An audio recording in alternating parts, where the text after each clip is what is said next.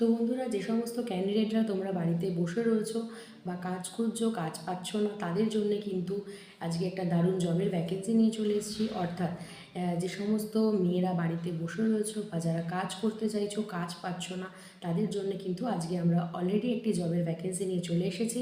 তো ফার্স্টেই বলবো যে ব্যাক অফিসে কিন্তু কাজের জন্য মহিলা নিয়োগ করা হচ্ছে। শুধুমাত্র মেয়েদেরই নেওয়া হবে, এখানে কিন্তু কোনো ছেলেরা আবেদন করতে পারবে না।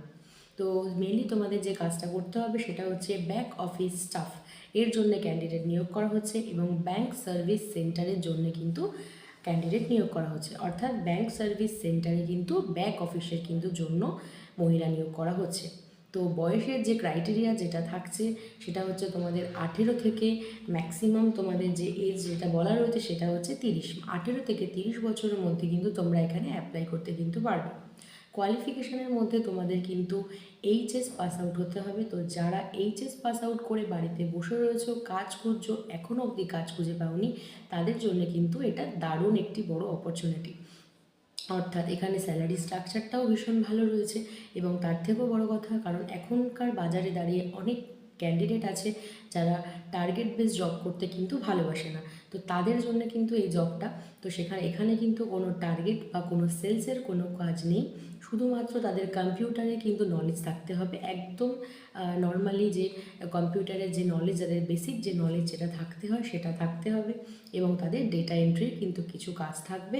এর সাথে তোমাদেরকে যে কাজটা দেওয়া হবে সেটা অফিসিয়াল যে সমস্ত নথিপত্র থাকবে সেগুলো কিন্তু ব্যবস্থাপনার দক্ষতা থাকতে হবে।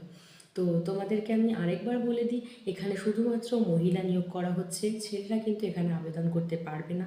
সেলসের বা কোনো টার্গেট কোনো কাজ নেই।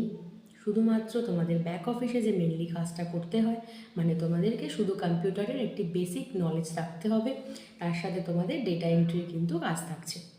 তো তোমাদের কোয়ালিফিকেশানে কিন্তু এইচএস পাস আউট হতে হবে। এবার আমি আসছি ডিউটি আওয়ার্স।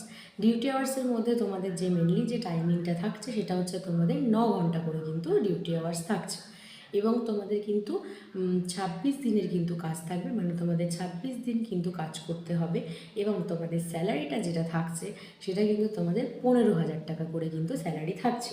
এটাই কিন্তু তোমাদেরকে হাতে দেওয়া হবে। তো এবার আমি আসছি প্রত্যেকটা যে লোকেশানগুলো বলবো আমি, সেই লোকেশানগুলো থেকে কিন্তু প্রত্যেকটা লোকেশান থেকে একটি করে, মানে একজন করে কিন্তু ক্যান্ডিডেট নিয়োগ করা হবে। তো আমি যে লোকেশানগুলো বলছি সেগুলো হচ্ছে দমদম, শ্যামবাজার, মধ্যমগ্রাম, যাদবপুর, দত্তপুকুর, এবং তার সাথে হচ্ছে মির্জাপুর, মানে যেটা হচ্ছে বিরাতে অবস্থিত। তো আরেকবার আমি বলে দিচ্ছি লোকেশানগুলো: দমদম, শ্যাম